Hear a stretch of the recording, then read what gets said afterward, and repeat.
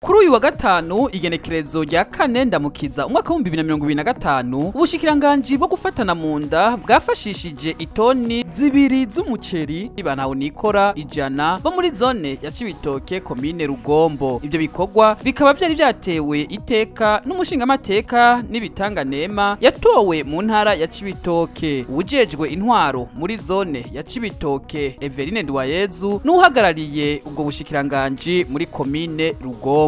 Abo bantu nikora bakaba bagize koperative yitwa twarakenyeye ziraguma, bakaba bajejwe isuku mu bibanza byose vya leta byo muri zone Cibitoke. Abo bakenyezi n'abakorana bushake kuko ico gikorwa ntibagihembegwa. Buri munsi wa gatanu burindwi barakora iryo suku, bahejeje gukora ivyo bikorwa bagaca bashira hamwe uburyo umwe wese yazanye bwo kuziganya muri koperative bakabutwara muri kopeke. Ivyo birori byo gutanga imfashanyo kuri abo bantu nikora bagize iyo koperative byatangujwe n'ibikorwa rusangi aho baringanije ku nkengera zibarabara rija ku biro by'intara ya Cibitoke. Urongoye koperative twarakenyeye ziraguma Ndayikunda Aline mu ijambo ryiwe yamenyesheje ko ari koperative igizwe n'abakenyezi bafise amikoro make bagizwe cyane n'abapfakazi. Iyo koperative ikaba ikora isuku ahantu hose mu bibanza vya leta biri muri zone Cibitoke kandi bakabikora mu ntumbero yo gukunda igihugu. Iyo koperative ikaba ataco isaba kijanye n'agahembo. Aline asanzwe arongoye koperative twarakenyeye ziraguma agasaba leta n'abandi bagira neza gushigikira ibikorwa by'iyo koperative kuko ari koperative igizwe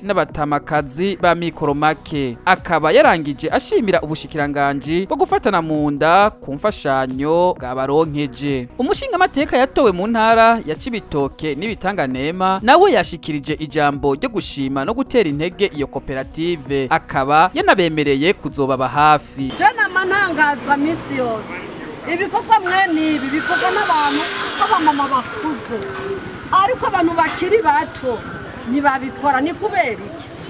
Iyi koperative ngira ndababwiza ukuri, umwe wese harasenga kandi ayisenga.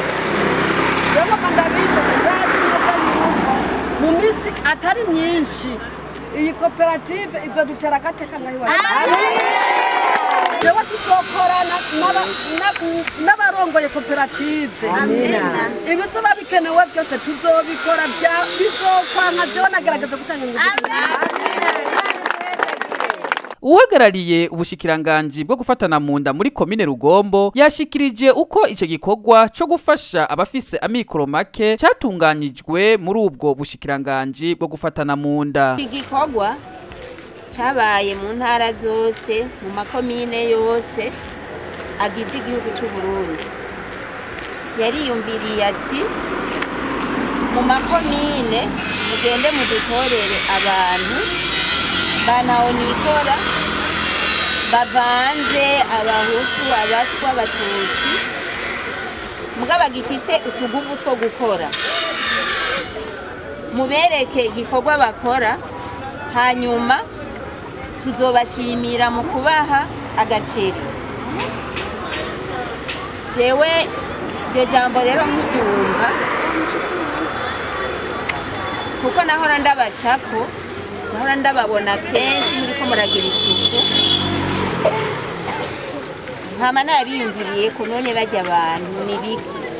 Ndabaza Dezone arambwira ati bajya n'abakorera bushaka bagira isuku aho muri zone Cibitoke.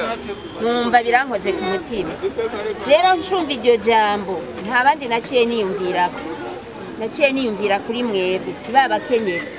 Urongoye zone Cibitoke arashimira cyane ubushikiranganji bujejwe gufatana munda ku mfashanyo bwatanze kuri koperative twarakenyeye ziraguma. Umukuru wa zone Cibitoke yabandanyije avuga ku bikorwa byiza iyo koperative ikora bijanye no gushigikira iterambere ry'igihugu mu bijanye n'isuku kandi bakabikora atagahembo biteze. Ku izina ry'abagize koperative bose akaba yashimiye umushikiranganji wo mu bushikiranganji bwo gufatana munda, intwaro mu ntara no mw'ikomine bo bahisemwo iyo koperative. Akaba yarangije atera akamo abandi bakenyezi gukura amaboko mu mpuzu baje hamwe n'abandi kugira bakorere hamwe bitangire iterambere ry'igihugu hamwe n'igingo zabo. Kubamenyesha ko abaronkejwe iyo mfashanyo umwe wese yashoboye kuronswa ibiro 20 by'umuceri. Mu kurangiza twamenyesha ko ivyo birori byaranzwe n'akanyamuneza ntangere, aho mbere batashimye gufungura bonyene bahaye n'abandi bantaho nikora 30 badasanzwe bakora ivyo bikorwa byo kwitanga.